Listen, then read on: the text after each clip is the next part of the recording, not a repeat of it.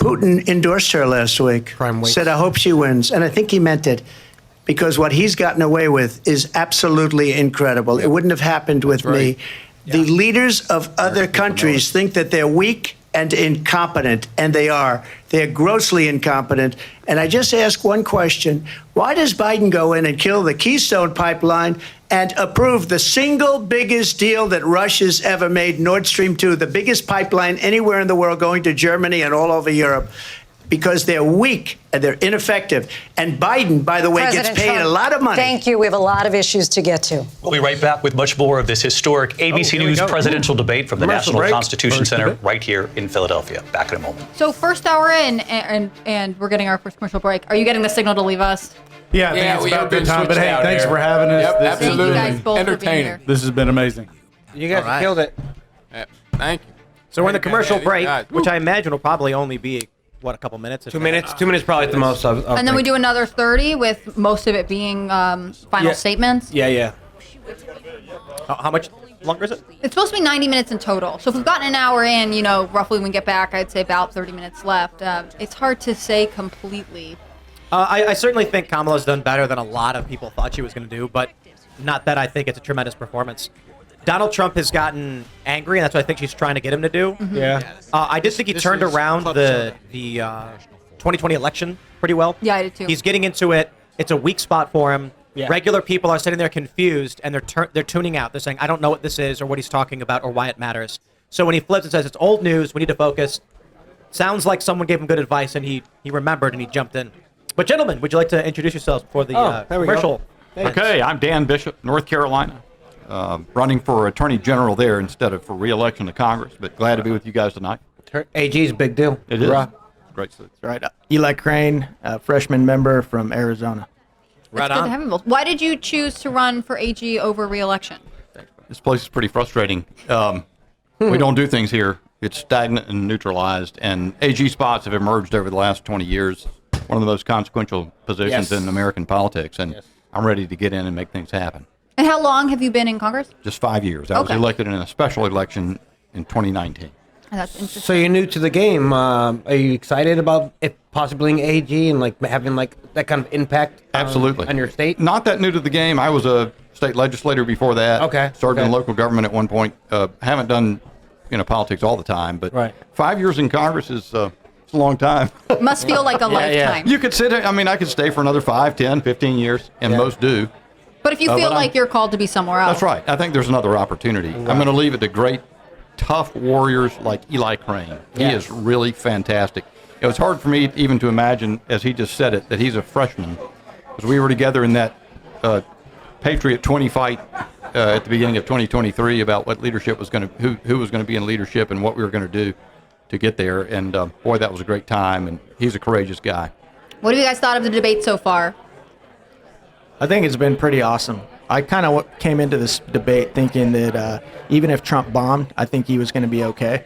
And the reason for that is because I don't think that he's up in the polls and, for the first time ever. And he's bringing so many new people into his camp because he's a great debater. I think that he's up and people want him back because they can see the difference in their lived experiences. And he has a track record as a strong leader. I mean, he just does.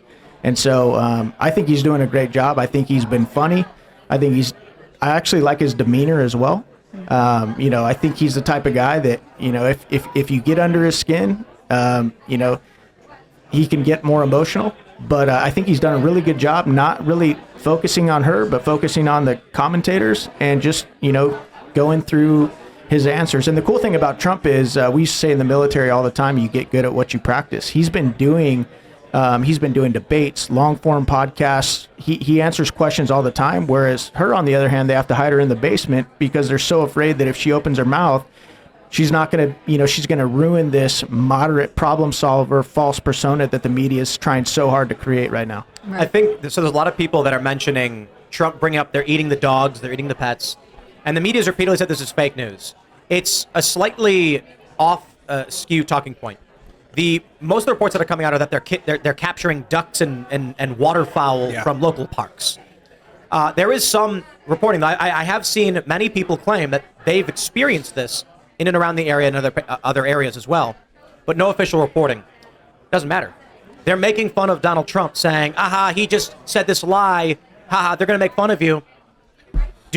Do these liberals that are hearing this, do they really believe that tomorrow the moderate voters who watch the debate are going to Google search that story, are going to look it up, or seek out a fact check on this? Or are they going to go, holy what? And they're going to call their buddy, Vic, you hear this? Wow, that's crazy. And I'll tell you what's going to happen, because it is detrimental to this country that this happens this way. Many of these people are going to be hanging out for a pizza and a beer with their buddies, and they're going to be like, you hear these people are eating dogs? That's crazy. And that's the extent of what they've heard. I think Trump punches through with things like that, and then they turn out to be basically true. I mean, maybe a detail's off, but in essence, something's going on. It's very odd. So we are back here with the debate. It's been the position of the Biden administration that we must defend Ukraine from Russia, from Vladimir Putin, to defend their sovereignty, their democracy, that it's in America's best interest to do so, arguing that if Putin wins, he may be emboldened to move even further into other countries. You have said you would solve this war in 24 hours. You said so just before the break tonight. How exactly would you do that? And I want to ask you a very simple question tonight. Do you want Ukraine to win this war? I want the war to stop. I want to save lives that are being people being killed by the millions. It's the millions. It's so much worse than the numbers that you're getting, which are fake numbers. Look, we're in for 250 billion or more because they don't ask Europe, which is a much bigger beneficiary to getting this thing done than we are.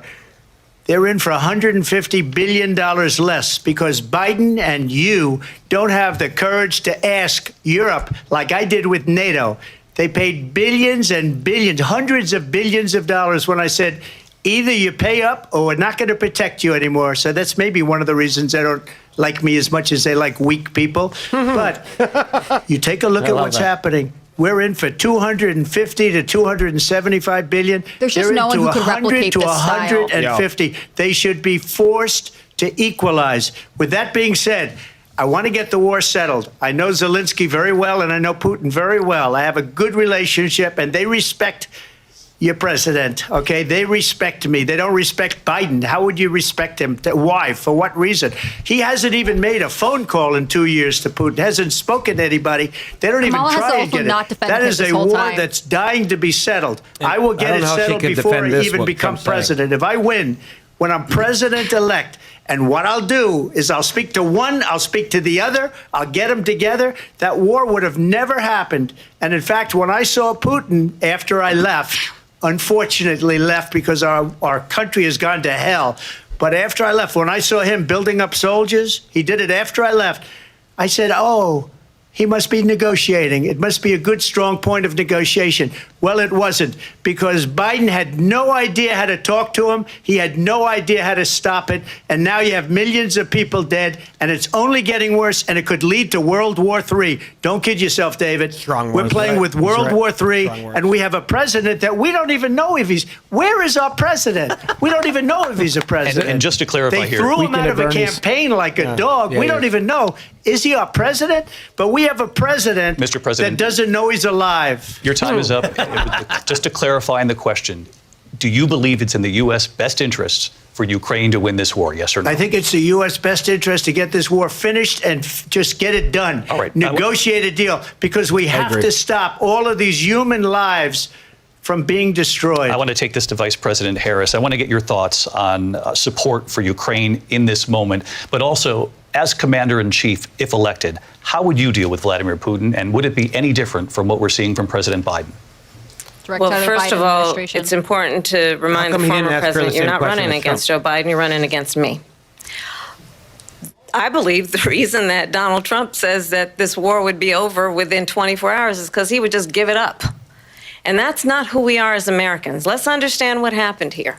I actually met with Zelensky a few days before Russia invaded, tried through force to change territorial boundaries, to defy one of the most important international rules and norms, which is the importance of sovereignty and territorial integrity. And I met with President Zelensky. I shared with him American intelligence about how he could defend himself. One in the room. Days later, I went to NATO's eastern flank, to Poland and Romania. And through the work that I and others did, we brought 50 countries together to support Ukraine in its righteous defense. And because of our support, because of the air defense, the ammunition, the artillery, the javelins, the Abrams tanks that we have provided, Ukraine stands as an independent and free country. If Donald Trump were president, Putin would be sitting in Kyiv right now. And understand what that would mean, because Putin's agenda is not just about Ukraine. Understand why the European allies and our NATO allies are so thankful that you are no longer president, and that we understand the importance of the greatest military alliance the world has ever known, which is NATO, and what we have done to preserve the ability of Zelensky and the Ukrainians to fight for their independence. Otherwise, Putin would be sitting in Kyiv with his eyes on the rest She's of not Europe, really saying what starting she would with do Poland. And why differently. don't you Yeah, tell no the answer to the 800,000 Polish Total Americans nonsense. right here in Why did Pennsylvania Putin not how make any quickly you moves would when give Donald up Trump was president? for the sake That's of the key here. favor and what Because you he's think is a respected. friendship with what is known to be a dictator I just who feel would like eat you for lunch. she's getting riled up right now. Like her hair shaking. Vice President her hair's Harris, a little thank you. messy. We've heard from both of you on Ukraine tonight. Afghanistan came up in the last hour. I wanted her to respond to No something you response? said earlier, and I'll give you a minute here. Putin would be sitting in Moscow, and he wouldn't have lost 300,000 men and women, but he would have been sitting in Moscow. Quiet, please. He would have been sitting quiet in Moscow, much happier than he is right now. But eventually, you know, he's got a thing that other people Feminists are don't gonna have. He's be got so nuclear mad weapons. They tomorrow. don't ever talk about that. He's got nuclear sorry, don't weapons. be mad. Nobody ever thinks about that. And eventually, maybe he'll use them, and maybe he hasn't been that threatening. But he does have that, something we don't even like to talk about. Nobody likes to talk about it. But just so you understand, they sent her to negotiate peace before this war started. 3 days later, he went in and he started the war. Because everything they said was weak and stupid. They said the wrong things. That war should have never started. She was the emissary. They sent her in to negotiate with Zelensky and Putin, and she did. And the war started 3 days That's later. devastating. And that's the You can kind tell of that. That is talent we devastating. have with her. She's worse than Biden. In my know that. opinion, I think he's the worst president in the history of our country. She goes down as the worst vice president in the history of our country. But let me tell you something. She is a horrible negotiator. They sent her in to negotiate. As soon as they left, Putin did the invasion. President Trump, thank you. You did bring up something. You said she went to negotiate with Vladimir Putin. Vice President Harris, have you ever met Vladimir Putin? Can you clarify tonight? Yet again, I said it at the beginning of this debate, you're going to hear a bunch of lies coming from this fellow. And that is another one. When I went to meet with President Zelensky, I've now met with him over 5 times.